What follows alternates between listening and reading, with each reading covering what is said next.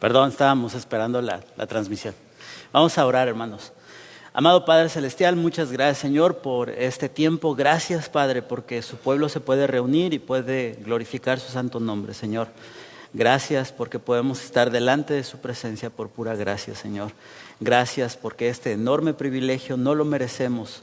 Sin embargo, usted tiene la misericordia para con nosotros, Señor. Suplico que su Santo Espíritu sea con nosotros y suplico que su Santo Espíritu obre en cada uno de estos corazones, Señor. Que su palabra transforme y que su palabra cumpla su propósito en cada corazón, Padre. Venimos delante de usted para conocer su voluntad y para poder vivir conforme a ella, Señor. Bendíganos, Señor, en el nombre de Cristo Jesús. Amén.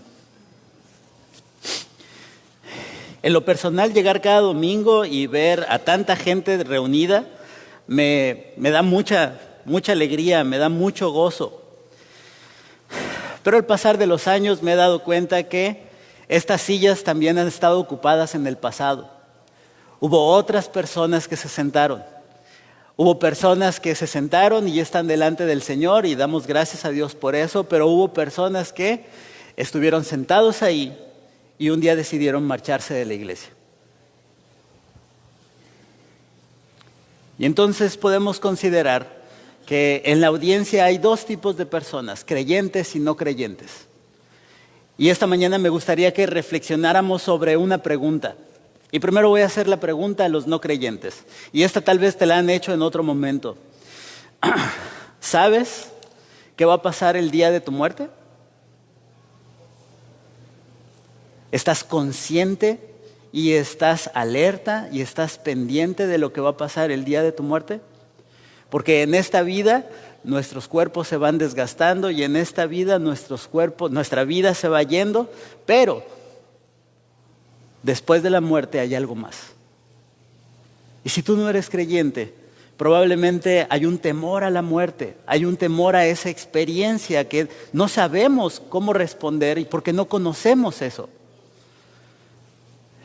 Bueno, esta mañana me gustaría darte una respuesta para esto. Ahora bien, si tú eres creyente y si tú ya has venido a la iglesia, también te tengo una pregunta. Y va más o menos igual. ¿Qué te garantiza que el día de mañana tú vas a ser cristiano? Voy a repetir. ¿Qué te garantiza que el día de mañana tú vas a ser cristiano? ¿Qué le garantizó a Tapia que a sus 30 y tantos años que conoció el Evangelio iba a pasar 40 años más siendo cristiano? Es decir, hermanos, la respuesta que ustedes me den va a tener implicaciones serias respecto a su teología y respecto a su fe. Si tú no eres cristiano y piensas en la muerte, tal vez terminas pensando estas cosas. Me llamo Manuel, si no me conoces. Manuel, ¿sabes qué? Yo he intentado ser buena persona, he intentado hacer buenas cosas. No soy tan mala persona. No mato, no robo, no violo, no hago infracciones, trato de ser honesto, trato de ser justo, trato de respetar a las personas, no me meto en problemas, no me drogo, o me drogo poquito, o tomo poquito, pero lo he intentado, Manuel. Ahora me doy cuenta de una cosa, tal vez no me va a dar. Y entonces ahí es donde tú te quedas pensando, mira Manuel, yo lo he intentado. Yo he hecho todo mi esfuerzo. Si el día que yo me muera voy a estar delante de la presencia de Dios y Dios tiene que decidir de acuerdo a mis obras, pues que así sea.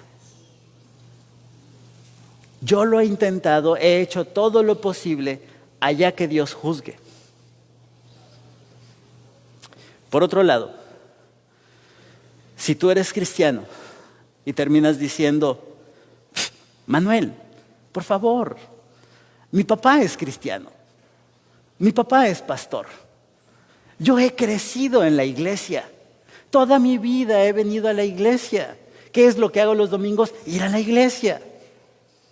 ¿Es lo que hacemos? Somos cristianos.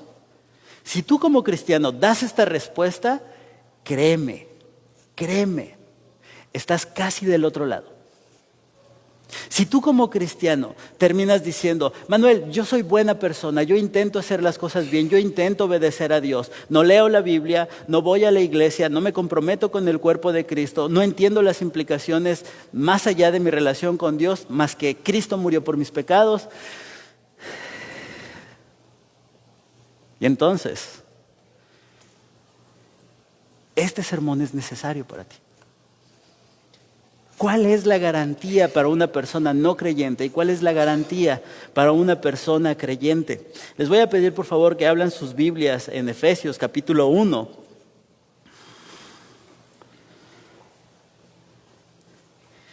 Efesios capítulo 1. Voy a leer del versículo 11. Pero antes de eso déjame hacerte un breve resumen. En el capítulo 1 se habla sobre la redención. Esta es la oración en griego más larga en toda la Biblia. Son 212 palabras sin comas, sin puntos, sin dos puntos, sin nada. Es como una letanía que se avienta Pablo de principio a fin. E inicia diciendo en el versículo 3, bendito sea el Dios y Padre de nuestro Señor Jesucristo, que nos ha bendecido con toda bendición espiritual en los lugares celestiales en Cristo. Y así se avienta todo el capítulo, ¿sí? Es decir, él está emocionado, él está siendo inspirado por el Espíritu Santo y está reconociendo la gloria de Dios en la salvación. Y entonces la primera parte dice, el Padre nos ha predestinado, el Padre nos ha escogido por gracia, gloria a Dios por eso. Y después sigue diciendo, el Hijo nos ha redimido, el Hijo nos ha rescatado y el Hijo nos ha perdonado de todos nuestros pecados según la riqueza de su gracia. Y yo les decía en mi sermón pasado, eso quiere decir que mientras más pecado tengas, mientras más miserable seas, mientras más corrupto estés, mientras más incapacitado seas de estar delante de la presencia de Dios, Dios siempre tiene gracia. Dios siempre tiene misericordia para perdonarte de toda maldad. Y si tú oras y confiesas tu pecado y reconoces tu ofensa a Dios y te arrepientes de eso, Él es rico en misericordia, mis hermanos. El Padre nos elige, el Hijo nos redime y ahora pasa a hablar sobre la garantía que tenemos como creyentes. Y eso tiene que ver con lo que nosotros estaba diciendo yo al inicio del sermón. Así es que, Pablo inicia, versículo 11. Pablo inicia diciendo, aquí voy a hacer una pequeña referencia. En el texto está el versículo 11, pero al lado del versículo 11 está un en él. Ahí está. En él, bueno, los versículos no estaban, luego los pusieron y ahí está mal puesto. La oración en griego inicia con en él también hemos tenido herencia. En él también hemos obtenido herencia. ¿Sí? Y déjenme hablarles un poco de esta expresión. La expresión que habla de obtener no es una cuestión activa, es una cuestión pasiva, ¿sí? Por ejemplo, hemos sido rescatados. Nosotros no nos rescatamos, sino que alguien más nos rescata. Cuando se habla de una cuestión pasiva, en griego, tiene dos traducciones. Y vean la belleza de estas dos traducciones. Por un lado, se puede hablar de que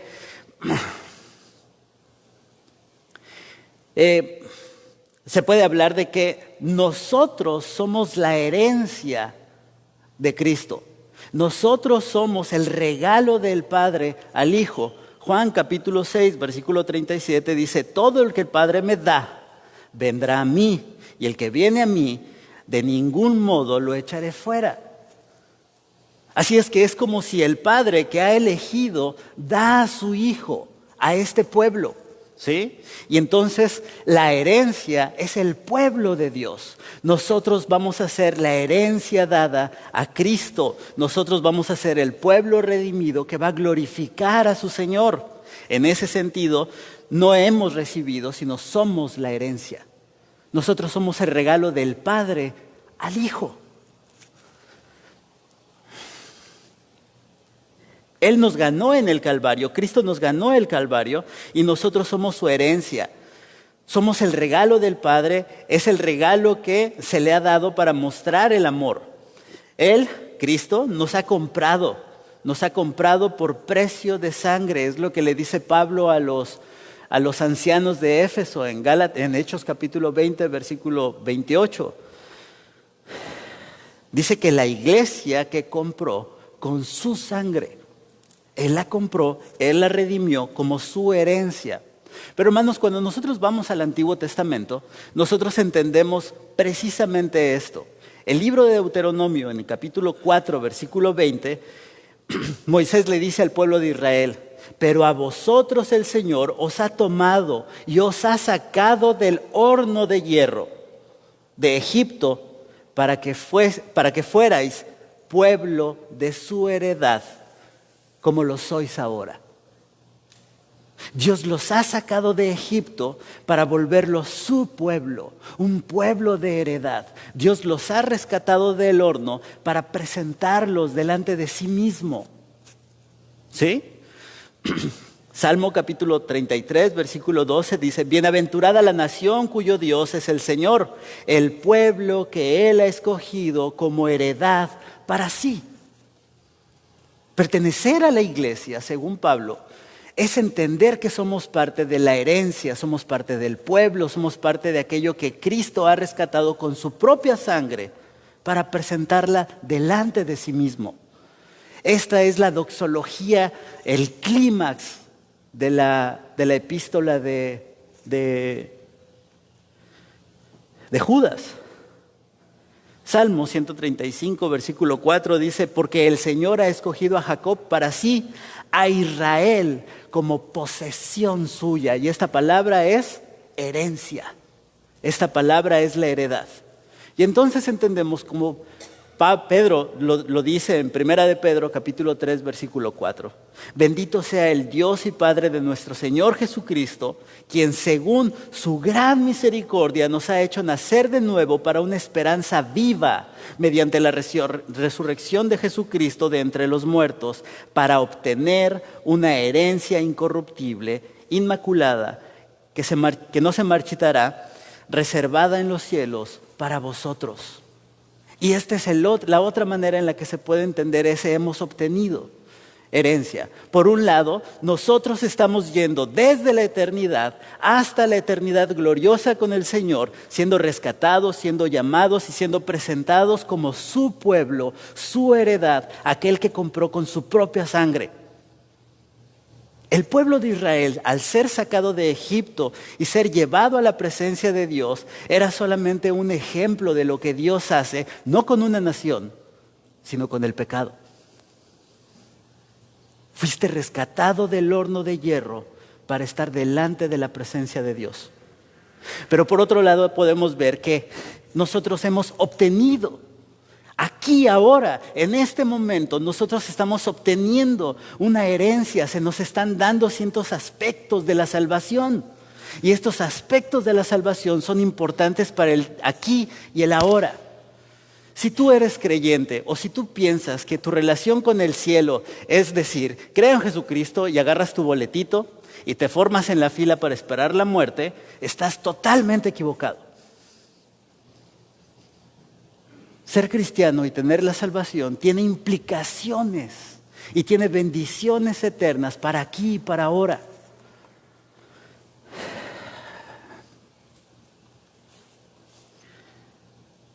Primera de Corintios capítulo 6, versículo 17 dice: el que se une al Señor es en un espíritu.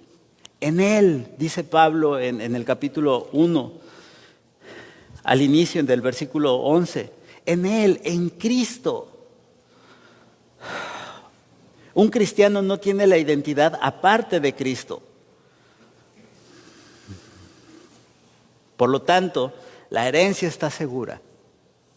Es decir, Cuando hablamos de la herencia en este capítulo, hay cosas en donde nosotros somos la herencia, pero al mismo tiempo hay cosas en donde Dios nos está dando herencia. Dios está haciendo algo por nosotros. Dios está impartiendo bendiciones para su pueblo mientras es traído hacia la eternidad.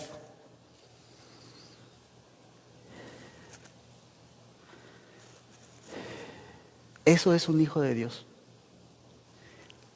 Y aquí viene la primera cosa. Si tú no eres creyente, confía en Cristo. Él no falla. Esta mañana te voy a dar tres verdades que tenemos seguras, ¿sí? Y la primera es que confía. Él no falla. Y aquí voy con esto. Vean lo que sigue diciendo el versículo 11. Dice que en Él hemos obtenido herencia, habiendo sido predestinados según el propósito de aquel que obra todas las cosas conforme al consejo de su voluntad. Voy a repetir. Habiendo sido predestinados según el propósito de aquel que obra todas las cosas conforme a su voluntad. Y entonces imagínense que hay dos círculos. Y en un círculo nosotros tenemos un propósito y en otro círculo nosotros tenemos la palabra obra. Cuando vemos la relación de Dios con los hombres, Dios tiene un propósito y al mismo tiempo Dios está ejecutando ese propósito. ¿Y saben cuáles son las palabras más importantes de este versículo? No es predestinados, no es voluntad. Según, conforme. Y aquí tiene que ver con esto. ¿Qué tal te ha ido en la vida? ¿Cómo la has vivido? ¿Estás en modo épico? ¿Estás viviendo y estás siendo lastimado y estás viviendo circunstancias dolorosas? ¿Has pasado sufrimiento en esta vida? Quiero que entiendas esto. Cuando Pablo está diciendo que somos heredad, está diciendo que el Padre ha estirado los brazos desde la eternidad y te va trayendo y trayendo y trayendo y trayendo delante de su presencia. No vas en una carretera pavimentada como las europeas que no tienen ni un bache. No. Tú estás yendo a través de cerros, a través de abismos, a través de ríos, a través de revolcadas, a través de caídas, a través de consecuencias de tus propios pecados. Pero ¿sabes qué? Dios sigue trayéndote y trayéndote y trayéndote. Y lo que nosotros vemos es que estás dentro del plan de Dios, pero al mismo tiempo Él está obrando para que todo lo que está en su plan se ejecute. Imagínate que Dios tiene un propósito y ese propósito es traerte delante de su presencia. Pero va a haber montañas, no importa. Pero va a haber dolor, no importa. Pero va a haber sufrimiento, no importa. Pero no va a ser fácil, no importa. Aquel que planea, lo ejecuta. ¿Qué Dios vendríamos a adorar si dejara las cosas a la voluntad del hombre?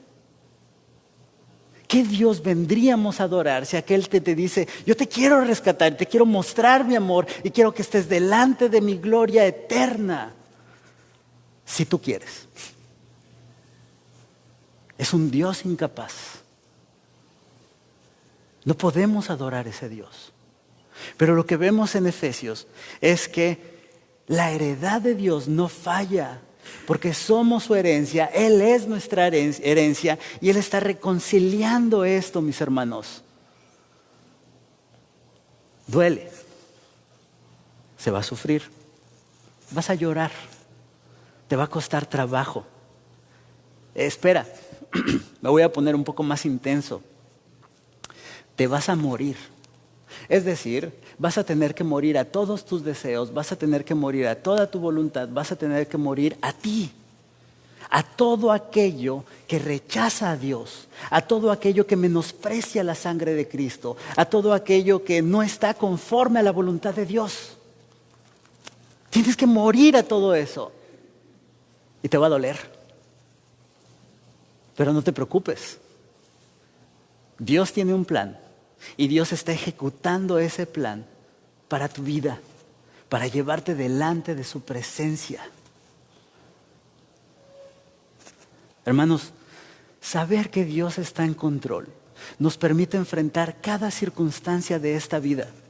Yo no sé qué estás pasando, yo no sé qué estás viviendo, pero lo que sí sé es que Dios tiene el control. Lo que sí sé es que esto que estás viviendo, a pesar de lo doloroso, a pesar del sufrimiento, es el plan de Dios para presentarte delante de su gloriosa presencia. Y entonces, si tú no eres creyente, hay una razón de por qué estás sufriendo. Y si tú eres creyente, hay una razón de por qué estás sufriendo. Y mi intención es que puedas entender que la palabra de Dios nos da una perspectiva mucho más allá que las circunstancias, que el dolor, que el sufrimiento, que todos aquellos deseos que quieres intensamente y que Dios te está diciendo no. Y aunque hagas berrinche, y aunque llores, y aunque patalees, y aunque te enojes con Él, Dios va a decir no. ¿Sabes por qué? Porque su plan se va a ejecutar. Porque su voluntad es mejor que tu voluntad. Porque su deseo es más grande que tu deseo. Porque Él tiene mejores planes para ti, que es transformarte a la imagen de Jesucristo. Así es que nosotros vemos a un Dios que desde la eternidad hasta la eternidad va caminando con nosotros día tras día, momento tras momento, y te va diciendo, aquí estoy, aquí estoy, aquí estoy. Este es mi plan, este es mi camino y yo te estoy preservando. Por eso venimos y adoramos a nuestro Dios. Hermanos, por eso reconocemos su grandeza. Por eso reconocemos su gloria. Por eso lo alabamos con todo nuestro corazón para decir, eres tú mi Salvador. No quiero otro Salvador. Versículos 12 y 13. Confía. Dios no discrimina. Confía, Dios no falla. Confía, Dios no discrimina. Y vean lo que dice Pablo en el versículo 12 y 13. A fin de que nosotros, palabra importante en esto, nosotros que fuimos los primeros en esperar en Cristo, seamos para la alabanza de su gloria. Nosotros. ¿Quiénes son nosotros? Sigue diciendo el versículo, en Él también vosotros. Después de escuchar el mensaje en Él también vosotros, después de escuchar el mensaje de la verdad, el evangelio de vuestra salvación y habiendo creído. Aquí hay varios elementos importantes. Hay dos palabras que distinguen. Hay un vosotros, nosotros y un vosotros. Y entonces yo voy a explicar el texto a partir de lo que está ahí naturalmente. Pablo dice, a fin de que nosotros, los que fuimos primeros en esperar en Cristo, ¿de quién está hablando? Está hablando de los judíos. Nosotros los judíos. Nosotros los que fuimos elegidos por Dios desde antes. Nosotros los que recibimos la ley, nosotros los que tenemos el templo, nosotros los que conquistamos la tierra prometida. Nosotros somos el pueblo de Dios. Nosotros tenemos el gran privilegio de conocer a Dios desde antes. Cuando nosotros leemos el libro de Hechos, nosotros vemos que Pablo constantemente, a cada ciudad a la que llegaba, lo primero que hacía era entrar a la sinagoga y predicar el evangelio al pueblo judío. Hechos capítulo 2. Lo que nosotros vemos es que Pedro se avienta un discurso larguísimo cuando llega el Espíritu Santo y dice, porque esta es la promesa para vosotros y para vuestros hijos. Ustedes tienen que creer en Jesucristo, ustedes tienen que creer que el Mesías ya ha llegado, ustedes tienen que creer que Dios ya nos ha salvado. El pueblo de Israel fue llamado por Dios. El pueblo de Israel conquistó la tierra prometida. El pueblo de Israel tuvo el templo de reunión con Dios mismo. Así es que cuando nosotros vemos nosotros los primeros en Cristo, lo que Pablo está diciendo es,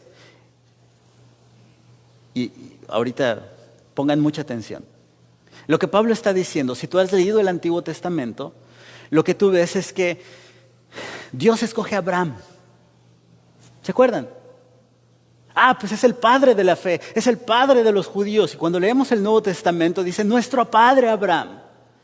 Pero sabes, ese padre Abraham no podía tener hijos con Sara.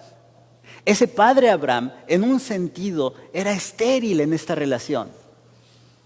Este padre Abraham ya estaba viejo. Y mientras más viejo, más difícil. Y hermanos, aún en su vejez, aún en contra de la naturaleza, aún en contra de toda lógica, aún en contra de toda racionalidad biológica, una mujer estéril, un hombre anciano, Dios le da un hijo. Así es que cuando nosotros vemos al pueblo de Dios, nosotros vemos un pueblo llamado por gracia, un pueblo creado por gracia, un pueblo en donde el hombre no está haciendo algo. Dios llama a Abraham y le dice, yo te voy a dar una descendencia grande y numerosa, y yo te voy a dar una tierra. ¿Para qué? Para mostrar que yo estoy contigo y que tú eres mi pueblo, que hay una relación entre nosotros. Y entonces vemos un pueblo físico, vemos una tierra conquistada y luego vemos un templo donde la gloria de Dios se posa. Y en este templo lo que Dios dice es, yo voy a enviar a un hijo de David. Y ese hijo de David va a redimir al pueblo para siempre. Un Mesías.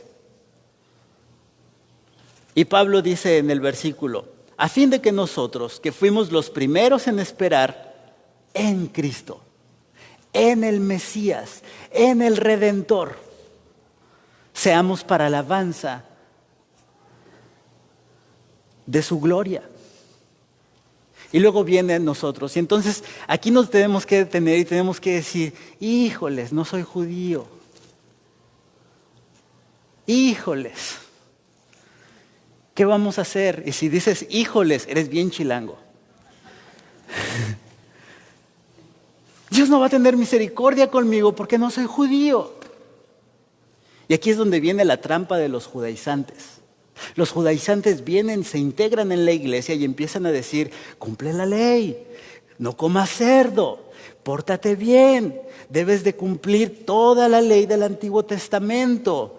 Dile Jesús, no, dile Yeshua, habla en hebreo, porque eso sí es la verdadera religión. ¿No es cierto? ¿No es cierto? El pueblo hebreo solamente fue un ejemplo de lo que Dios iba a hacer con todas las naciones. Manuel, no es cierto, claro que sí. A Abraham se le dice, yo te voy a dar una descendencia, yo te voy a dar una tierra, y de ti serán benditas. No tengo que ser judío, no tengo que circuncidarme, no tengo que cumplir con la ley, no tengo que ir a Jerusalén para cumplir votos religiosos, porque Cristo es el Redentor de todos los pueblos. Hasta los chilangos como yo pueden arrepentirse. La gracia de Dios ahora permea toda la creación. La gracia de Dios ahora es predicada, y dice Pablo, ¿a través de qué? Dice, y vosotros, después de escuchar el mensaje de la verdad, el evangelio de vuestra salvación, y habiendo creído. Y aquí hay 3 elementos que debemos de mantener en la iglesia. Alguien debe hablar el evangelio, alguien debe de escuchar el evangelio, y alguien debe de creer el evangelio.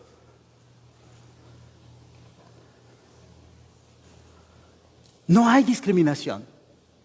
No tienes que ser judío. Tú aquí, siendo chollero o siendo de donde sea, sentado en una iglesia cristiana, estás escuchando el evangelio el día de hoy. Cristo murió por tus pecados. Cristo murió para reconciliarte. Tu deuda ha sido saldada en la cruz de Cristo. Mi papel en esta mañana, mi papel como iglesia, es predicar el Evangelio de Cristo.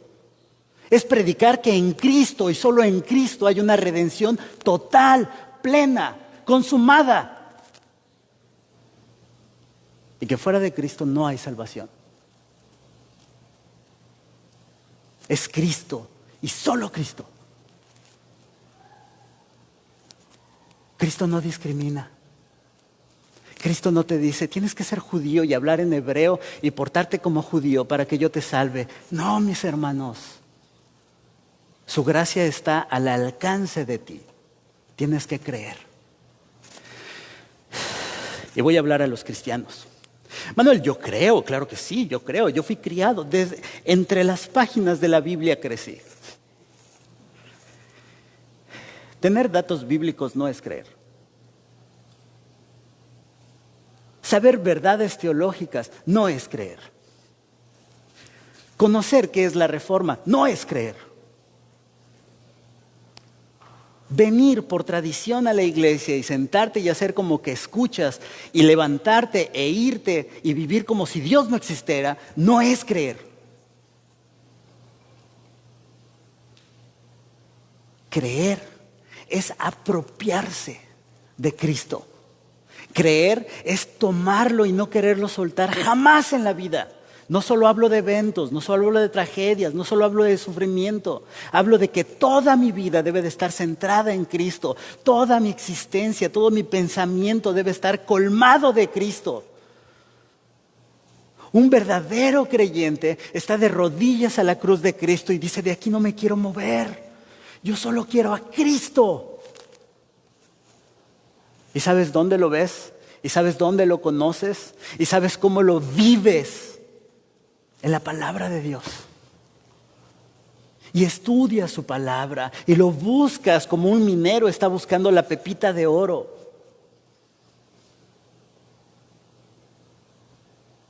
Hermanos, venir a la iglesia, ser un creyente de segunda generación, no te hace hijo de Dios. Tienes que creer en Jesucristo como el único que te puede reconciliar para toda la eternidad con Dios. Tienes que creer y tienes que asirte de Cristo como si fuera la única ancla para la eternidad. Jonathan Edwards escribe, y Jonathan Edwards escribe un sermón que dice, terrible cosa estar en las manos de un Dios airado, hablando sobre su santidad. Y él pone esta imagen, y él dice, es como si fueras una araña colgada de su telaraña y abajo está la lava del infierno. ¿Cómo te asirías de eso? ¿Entienden? Creer en Cristo es entender que lo único que te salva, que lo único de lo que te tienes que apropiar, que de lo único que te tienes que aferrar para esta vida es Jesucristo. Él no discrimina. Manuel, pero no soy judío. No te preocupes. Hay salvación para ti. Manuel, pero yo he sido idólatra. No te preocupes. Hay salvación para ti. Manuel, pero yo he sido un pecador. Un pecador, pero horrible. Hay salvación para ti. Manuel, pero yo he ofendido a Dios. Hay salvación para ti. Aquí, ahora, cree en Jesucristo. Busca a Jesucristo. Centra toda tu existencia en Cristo. Pablo se identifica en sus cartas y dice, yo, Pablo, siervo del Señor Jesucristo. ¿Y sabes cuál es la implicación de eso? No se trata de tus planes, no se trata de tus metas, no se trata de tus propósitos, no se trata de tus negocios, no se trata de tu salud, no se trata de tus demandas a Dios. Decrétalo, no se trata de eso. Se trata de que has sido comprado por precio y ahora vives para la gloria de Dios. Y ahora quieres hacer su voluntad. Y ahora quieres vivir como Él manda. Y ahora quieres verlo en todas las áreas de tu vida, todos los aspectos de tu vida. Quieres ver cómo Cristo está obrando, cómo Cristo está trabajando en ti, cómo Cristo te está llevando delante de su presencia como su herencia.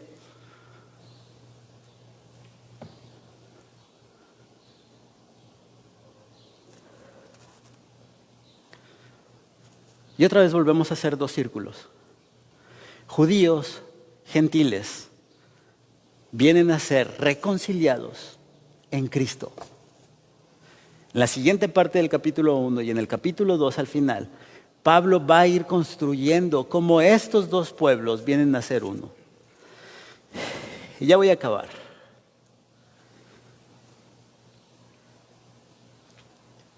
Solamente de esto quiero decir una cosa. En el Antiguo Testamento, en Ezequiel capítulo 36, versículo 24 al 27, vean como si fuera el Nuevo Testamento. Porque os tomaré de las naciones y os recogeré de todas las tierras y os llevaré a vuestra propia tierra. Entonces os rociaré con agua limpia y quedaréis limpios. De todas vuestras inmundicias y de todos vuestros ídolos os limpiaré. Además, os daré un corazón nuevo y pondré un espíritu nuevo dentro de vosotros. Quitaré de vuestra carne el corazón de piedra y os daré un corazón de carne. Y escucha esto. Pondré dentro de vosotros mi espíritu y haré que andéis en mis estatutos y que cumpláis cuidadosamente mis ordenanzas. Para su gloria. Para hacer su voluntad. No estás solo, Él te ha redimido. No estás solo, Él te ha cambiado el corazón. No estás solo, Él te ha puesto su espíritu. Y esto nos lleva a la tercera verdad de este texto. Versículo 13 y 14.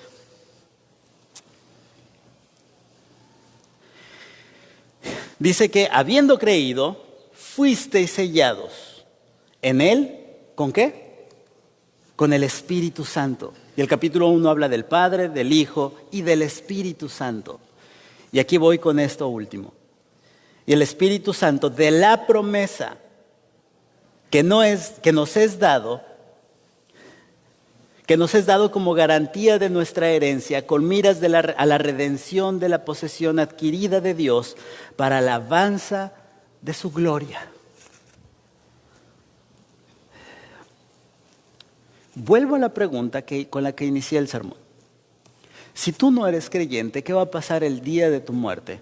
Bueno, yo espero que ya después del sermón tú hayas escuchado que en Cristo hay salvación. Que en Cristo es el único reconciliador entre Dios y los hombres. Y que ahora debes de vivir para la gloria de Dios. Y debes de buscar los intereses de Dios y no los tuyos. Pero ¿sabes qué? No estás solo. Si hoy tú estás creyendo en Cristo, clama que el Espíritu Santo venga a ti, transforme tu entendimiento y transforme tu vida. Dios mismo, habitando en nuestros corazones, como dos elementos. El Espíritu Santo como un sello y el Espíritu Santo como una garantía.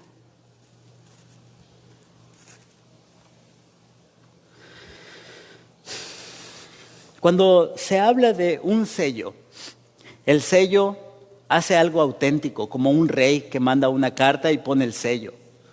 Si tiene el sello es del rey, ¿no es cierto? Ha sido sellado. También es una garantía. El sello es una garantía que aquel que lo envió va a dar, está respaldando esto. Es como cuando firmas en el banco un préstamo. Así es que estamos diciendo que eres de propiedad de Dios, que Dios está respaldando tu salvación. Y la segunda cosa, la tercera cosa,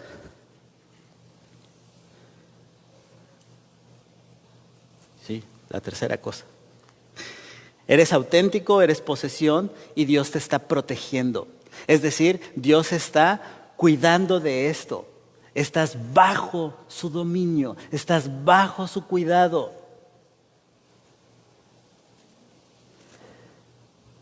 El Espíritu ha sido dado a nuestros corazones para garantizarnos que somos hijos de Dios, para transformarnos de acuerdo a la voluntad de Dios. Dios no te permite estar solo. Dios no te permite pasar estas circunstancias y estos valles y estas montañas y estos sufrimientos solo. El Espíritu Santo está contigo. El Espíritu Santo te está sosteniendo.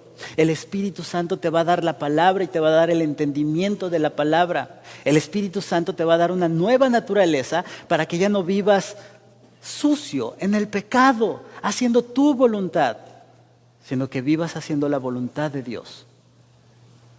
La santificación de un creyente no es obra de nuestras ganitas. ¿Cuántas veces no te has sentido hipócrita? ¿Cuántas veces no te has sentido avergonzado delante de Dios porque dices, ahora sí, Señor, yo este año voy a leer todos los días, tercer día, ya se te fue? Y así es con el pecado. Y le dices a Dios, no, sí, ahora sí, perdóname, ahora sí. Y 2 pasos después ya te rompiste el hocico otra vez. Dios no te ha dejado solo. Dios te ha puesto su Espíritu para ponerte su mano. Su brazo fuerte está para sostenerte. La mejor de las noticias que tenemos en el Evangelio aquí y ahora es la presencia de Dios en la vida de los creyentes para entender la palabra, para ser santificados en el carácter, para poder hacer la voluntad de Dios y para que el placer más grande, el gozo más sublime que puedas tener es la gloria de Dios, no tu gloria. Pedirte que le eches ganitas sería ponerte una lápida encima. Cree en Jesucristo, clama por el Espíritu Santo y sométete en obediencia a Él. Ahora bien,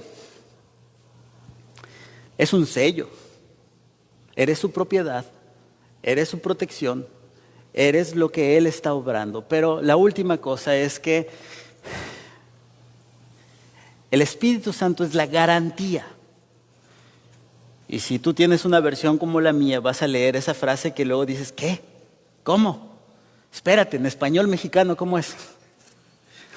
Fuiste sellados con el Espíritu Santo de la promesa, que nos es dado como garantía de nuestra herencia, con miras a la redención de la posesión adquirida de Dios, como tú siendo la herencia, para la alabanza de la gloria, de su gloria. ¿Qué es lo que está diciendo aquí? Lo que está diciendo es, todavía no he regresado.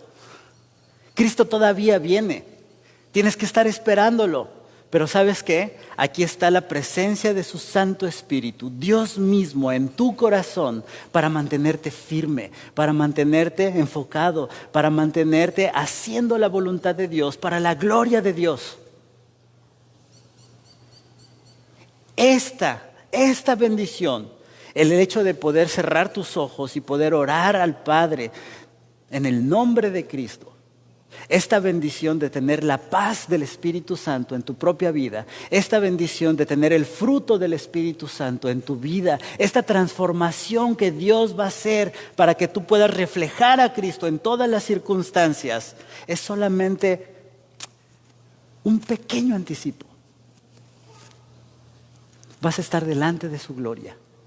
Vas a experimentar toda su gracia. Vas a estar ahí. Y te va a enjugar toda lágrima.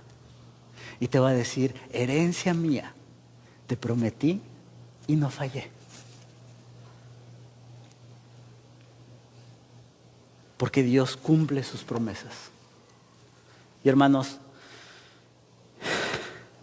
si después de entender estas verdades, Dios no falla, Dios no discrimina, Dios no defrauda.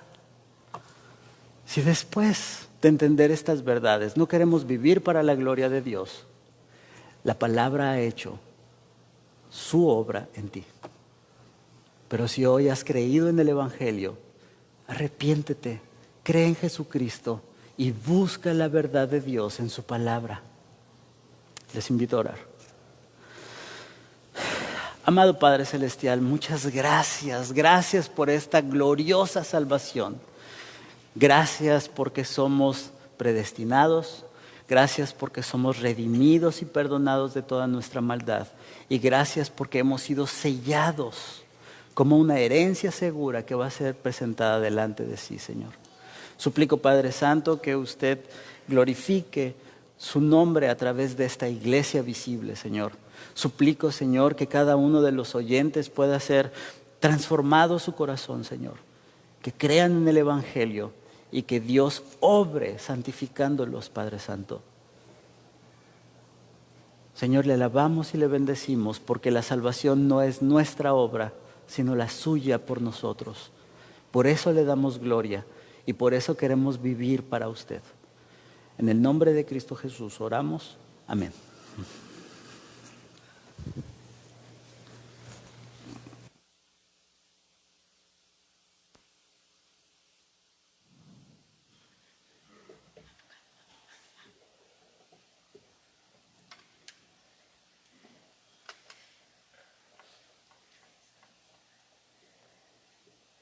$10,000 reasons.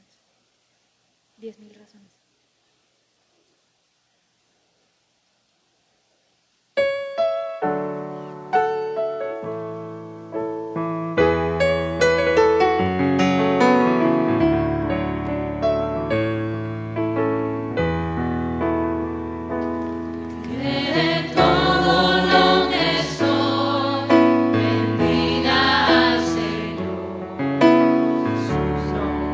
Santo es.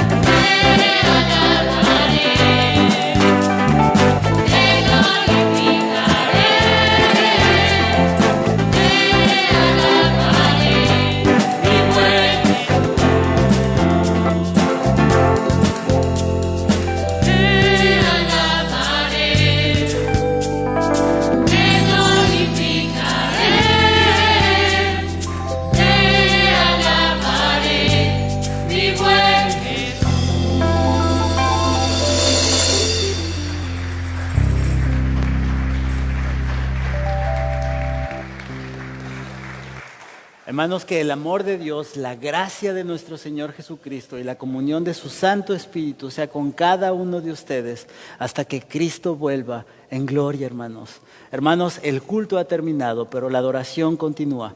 Dios los bendiga.